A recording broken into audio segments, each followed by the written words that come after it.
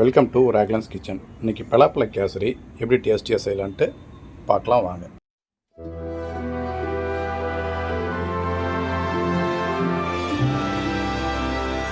Raglannskitchen.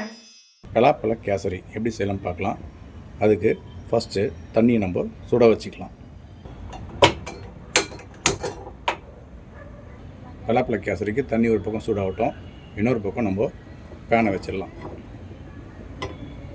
பேனில் நெய் ஊற்றிக்கலாம்.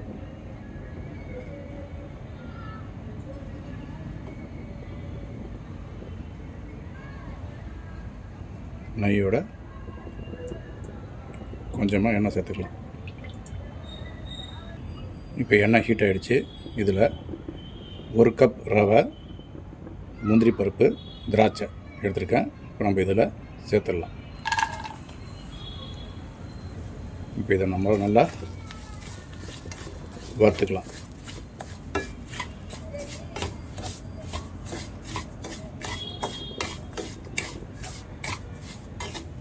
லோ ஃப்ளேம்லேயே வச்சு நம்ம இதை நல்லா லேசாக கலர் மாறுற வரைக்கும் ஃப்ரை பண்ணிக்கலாம்.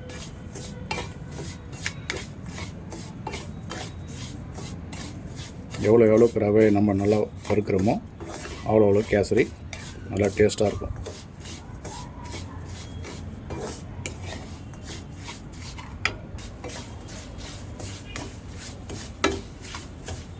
இப்போ பார்த்தீங்கன்னா போட்ட முந்திரியும் திராட்சையும் ரவையோடு சேர்ந்து நல்லா ஃப்ரை ஆகிட்டுருக்கு.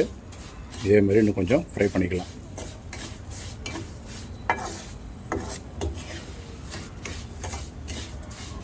ஒரு பக்கம் பார்த்தீங்கன்னா சுடுதண்ணி நல்லா கொதிச்சிட்ருக்குது. இப்போ பார்த்தீங்கன்னா ரவை நல்லா ஃப்ரை ஆகிடுச்சு. இந்த சமயத்தில் நம்ம சுடுதண்ணி சூட வச்சுருக்கிறோம். இந்த சுடுதண்ணி பார்த்திங்கன்னா நம்ம எடுத்த கப்பில் 4 கப் அளவு தண்ணி ஊற்றிக்கிறேன்.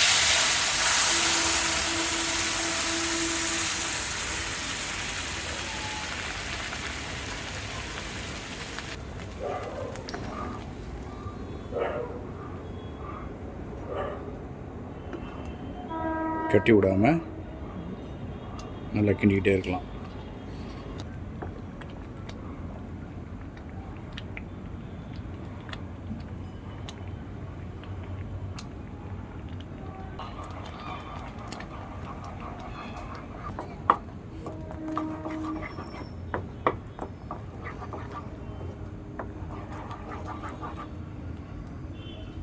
இப்போ இதில் கொஞ்சமாக கலர் சேர்த்துக்கலாம்.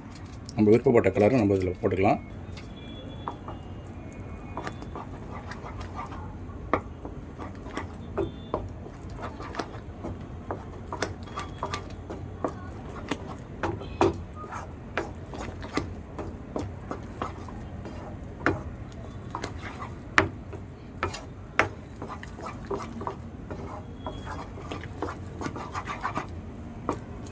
இந்த ஸ்டேஜில் நம்ம எடுத்த அதே கப்பில் 2 கப்பு சர்க்கரை சேர்த்துக்கலாம்.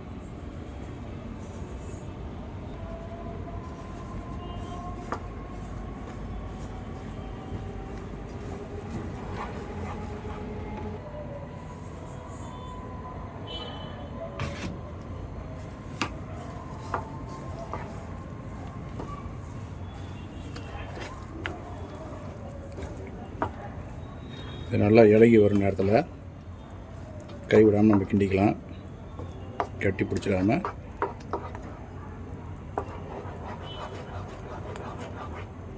இந்த சமயத்தில் பலாப்பழம் நான் ஒரு 5 சொலை சின்ன பீஸஸாக கட் பண்ணி வச்சுருக்கிறேன். அதை இதில் சேர்த்துறேன். ஒரு அரை பழம் ஆப்பிள் கட் பண்ணதை இதில் சேர்த்துறேன். இப்போ இது எல்லாத்தையும் நல்லா மிக்ஸ் பண்ணிடலாம்.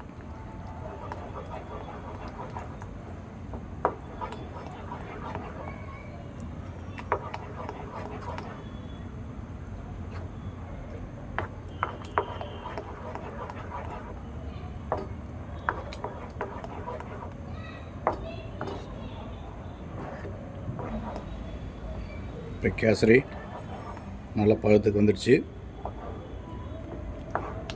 பார்த்திங்கன்னா சூப்பரான பலாப்பழ கேசரி ரெடி ஆகிட்டே இருக்குது.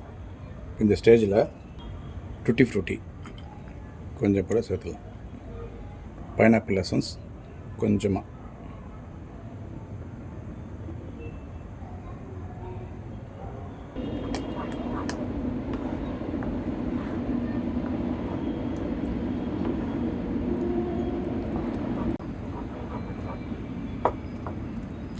எல்லாத்தையும் நல்லா மிக்ஸ் பண்ணி எடுத்தோம்னா சூப்பரான பலாப்பழ கேசரி ரெடி. வாங்க சாப்பிட்லாம்.